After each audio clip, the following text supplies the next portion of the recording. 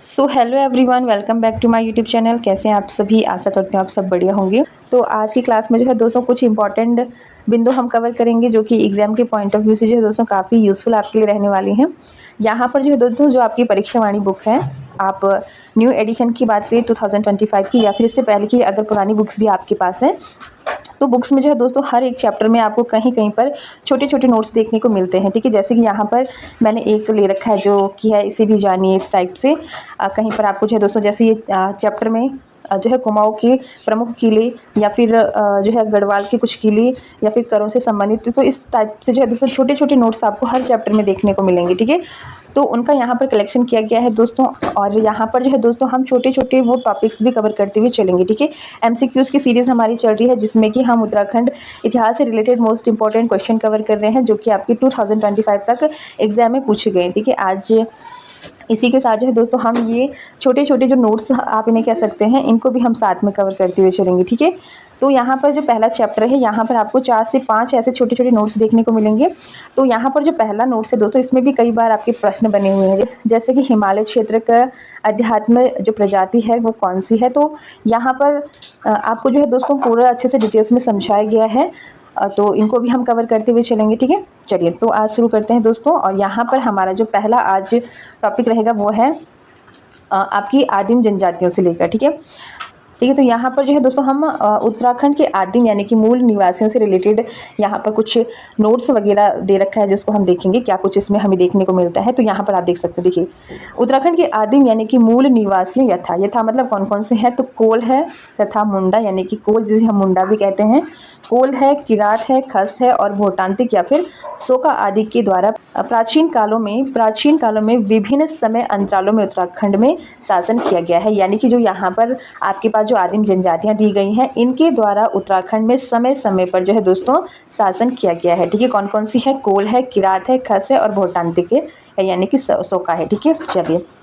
अब आगे यहाँ पर क्या लिखा जा रहा है, तो आगे बता रहे हैं दोस्तों कि श्री प्रसाद डबराल कोल यानी कि मुंडा जाति को भारत एवं हिमालय क्षेत्र की आध्यात्म प्रजाति मानते हैं, जबकि जॉर्ज ग्रियर्सन किरातों को हिमालय क्षेत्र की आध्यात्म प्रजाति मानते हैं। देखिए ये इंपॉर्टेंट क्यों है दोस्तों, क्योंकि इससे रिलेटेड एक क्वेश्चन आपके एग्जाम में बना हुआ था कि हिमालय क्षेत्र की जो है दोस्तों प्राचीन आध्यात्मिक प्रजाति कौन सी है। तो हिमालय क्षेत्र की जो है दोस्तों आध्यात्म प्रजाति कौन सी है। ठीक है, तो यहाँ पर ऑप्शन में जो है दोस्तों कोल भी दिया हुआ था और किरात भी दिया हुआ था। तो यहाँ पर जो है दोस्तों ये कहा जा रहा है कि श्री प्रसाद डबराल द्वारा तो कोल को वो हिमालय क्षेत्र की आध्यात्म प्रजाति मानते हैं, लेकिन जॉर्ज ग्रियर्सन जो है दोस्तों किरातों को हिमालय क्षेत्र की आध्यात्म प्रजाति मानते हैं। तो यहाँ पर जो है दोस्तों आयोग द्वारा जो इसका राइट आंसर माना गया है वो माना गया है जॉर्ज ग्रियर्सन के आधार पर। ठीक है, यानी कि अगर आपसे एग्जाम में क्वेश्चन बने कि हिमालय क्षेत्र की आध्यात्म प्रजाति कौन सी है, तो आपको जो है दोस्तों राइट आंसर लगाना है इसका किरात। ठीक है, भले ही यहाँ पर श्री प्रसाद डबराल द्वारा जो है दोस्तों कोल प्रजाति को जो है हिमालय क्षेत्र की आध्यात्म प्रजाति माना गया है, लेकिन आयोग ने इसका जो राइट आंसर माना है ये माना है किरातों को। ठीक है, चलिए तो इसीलिए जो है दोस्तों ये टॉपिक मैं आपके पास लेके आई हूँ ताकि एमसीक्यूज के साथ साथ जो है दोस्तों ये भी आपके कवर होते हुए जाए। ठीक है, चलिए इसके अलावा यहाँ पर आगे क्या कहा जा रहा है कि ज्ञानत्व है कि, तो आगे यहाँ पर कहा जा रहा है दोस्तों जो किरात है ये जो है भेषधारी भगवान शिव के साथ अर्जुन के युद्ध का वर्णन महाभारत की वन पर्व में प्राप्त होता है। इसके अलावा बाणभट्ट द्वारा रचित कादंबरी और कालिदास के रघुवंश में हिमालय के निवास के रूप में किरातों का वर्णन प्राप्त होता है। यानी कि किरातों का वर्णन हमें कहाँ कहाँ पर देखने को मिलता है, तो ये यहाँ पर डिटेल्स दे रखा है कि अगर आप महाभारत की बात करेंगे तो महाभारत की वन पर्व में जो है दोस्तों इनका वर्णन किया गया है, वन पर्व में इनका वर्णन किया गया है। बाणभट्ट की जो रचना है दोस्तों कादंबरी, इसमें जो है दोस्तों किरातों का वर्णन किया गया है। इसके साथ ही साथ जो कालिदास की रघुवंश है इसमें भी जो है दोस्तों हिमालय के निवासी के रूप में किरातों का यहाँ पर वर्णन किया गया है। ठीक है, इसके साथ ही जो है दोस्तों और इसी के साथ ही अगर वर्तमान में देखें दोस्तों, तो वर्तमान में जो है किरातों के जो वंशज है ये पिथौरागढ़ जिले के अस्कोड एवं डीडीहाट में निवास करते हैं। इंपॉर्टेंट है, एग्जाम में बन सकता है कि वर्तमान में जो है दोस्तों किरातों के जो वंशज है ये कहाँ पर निवास करते हैं, तो पिथौरागढ़ आपको ध्यान रखना है, पिथौरागढ़ जिले के जो है दोस्तों अस्कोट और डीडीहाट में। ठीक है, चलिए तो यहाँ पर हमें जो है दोस्तों किरातों की जो जानकारी है वो कहाँ से मिलती है, एक तो महाभारत से मिलती है, महाभारत के भी वन पर्व से, इसके अलावा बाणभट्ट की जो रचना है कादंबरी और कालिदास की रचना है दोस्तों रघुवंश, इनमें जो है दोस्तों हमें और कालिदास की रचना रघुवंश से। ठीक है, चलिए अब हम इसके अलावा आगे देखेंगे तो किरातों के अलावा जो है दोस्तों महाभारत में हिमालय क्षेत्रों में निवास करने वाले खसों का वर्णन मिलता है। यानी कि अगर आप महाभारत में देखेंगे दोस्तों तो किरातों का तो वर्णन है ही, साथ में जो है दोस्तों यहाँ पर खसों का भी वर्णन किया गया है कि खस जो है ये हिमालय क्षेत्र में रहने वाले थे। ठीक है, रूप में किरातों का यहाँ पर वर्णन किया गया है। ठीक है, और इसी के साथ ही अगर वर्तमान में देखें दोस्तों तो वर्तमान में जो है किरातों के जो वंशज है ये पिथौरागढ़ जिले के अस्कोड एवं डीडीहाट में निवास करते हैं। इंपॉर्टेंट है, एग्जाम में बन सकता है कि वर्तमान में जो है दोस्तों किरातों के जो वंशज है ये कहाँ पर निवास करते हैं, तो पिथौरागढ़ आपको ध्यान रखना है, पिथौरागढ़ जिले के जो है दोस्तों अस्कोट और डीडीहाट में। ठीक है, चलिए तो यहाँ पर हमें जो है दोस्तों किरातों की जो जानकारी है वो कहाँ से मिलती है, एक तो महाभारत से मिलती है, महाभारत के भी वन पर्व से, इसके अलावा बाणभट्ट की जो रचना है कादम्बरी और कालिदास की रचना रघुवंश से। ठीक है, चलिए अब हम इसके अलावा आगे देखेंगे तो किरातों के अलावा जो है दोस्तों महाभारत में हिमालय क्षेत्रों में निवास करने वाले खसों का वर्णन मिलता है। यानी कि अगर आप महाभारत में देखेंगे दोस्तों तो किरातों का तो वर्णन है ही, साथ में जो है दोस्तों यहाँ पर खसों का भी वर्णन किया गया है कि खस जो है ये हिमालय क्षेत्र में रहने वाले थे। ठीक है, ठीक है, तो महाभारत की सभा पर्व में जो है दोस्तों खसों के कौरवों के पक्ष से लड़ने का वर्णन किया गया है। यानी कि जो खस थे ये जो है महाभारत के युद्ध में जो है दोस्तों कौरवों के पक्ष से लड़े थे, यानी कि इन्होंने जो है दोस्तों कौरवों का वहां पर सपोर्ट किया था। ठीक है, चलिए आगे देखते हैं। तो इसके अलावा आपको क्या ध्यान में रखना है कि झटेला, घर जमाई और पशु बलि एवं टिकुआ प्रथा जो है दोस्तों ये खसों में प्रचलित थी।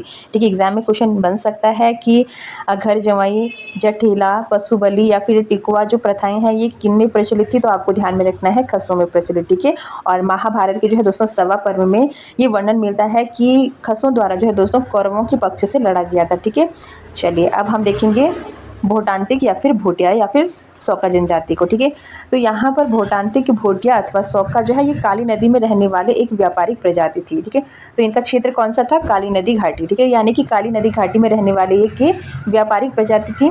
इसके अलावा आपको ध्यान में रखना है कि भारत चीन युद्ध 1962 से पहले यानी कि 1962 तक जो है सौका लोग ये तिब्बत से व्यापार करते थे, लेकिन जब भारत चीन युद्ध होता है 1962 में, उसके बाद जो है दोस्तों सौका और तिब्बतों का जो व्यापार था वो बंद कर दिया गया था। ठीक है, इसी के साथ जो है दोस्तों भोटियों में धुरमा जो है दोस्तों ये वर्षा का देवता होता था, जबकि घबला जो है दोस्तों ये व्यापारिक संपत्ति का देवता होता था। ठीक है, तो ये कुछ इंपॉर्टेंट बिंदु हैं जो आपको याद कर लेने हैं और यहाँ से जो है दोस्तों आपके पास क्वेश्चन बन सकते हैं। इसीलिए जो है दोस्तों मुझे लगा कि आपको जो है दोस्तों ये जो इंपॉर्टेंट बिंदु हैं इनको भी हम एक्स्ट्रा कवर करते हुए चलेंगे। ठीक है, तो आज हमने देखा दोस्तों यहाँ पर कुछ महत्वपूर्ण बिंदु जो एग्जाम के पॉइंट ऑफ व्यू से आपके लिए काफ़ी इंपॉर्टेंट है। ठीक है, यहाँ पर आपको ये ध्यान में रख लेना है दोस्तों कि शिव प्रसाद डबराल ने जो है ये कोल यानी कि मुंडा जाति को जो है हिमालय क्षेत्र की आध्यात्म प्रजाति माना है, और अगर आयोग की तरफ से पूछा जाए तो ये किरात का हो जाएगा। ठीक है, चलिए और यहाँ पर किरातों का जो वर्णन है ये आपको कहाँ पर मिलता है, महाभारत की वन पर्व में अगर पूछ। ठीक है, तो रचनाओं से संबंधित आप इसे भी कवर कर सकते हैं कि बाणभट्ट की रचना है कादम्बरी,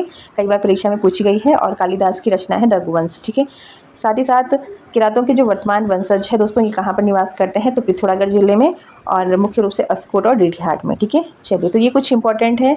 और जैसे कि खसों में प्रचलित प्रथाएं थी ये कौन कौन सी थी, और 1962 से पहले जो है दोस्तों तिब्बत और सौका के बीच में जो है दोस्तों व्यापार होता था, लेकिन जब भारत चीन युद्ध होता है 1962 में उसके बाद इनका व्यापार जो है बंद करा दिया जाता था। ठीक है, और इसके अलावा जो भोटांतिक है यानी कि भोटिया जो जाति है इनका जो है व्यापारिक क्षेत्र था आपका काली नदी घाटी। ठीक है, तो ये थी दोस्तों आज के कुछ इंपॉर्टेंट बिंदु, और कुछ महत्वपूर्ण किले भी हैं दोस्तों, मैंने काफ़ी कुछ यहाँ पर कलेक्ट किया है आप सभी के लिए।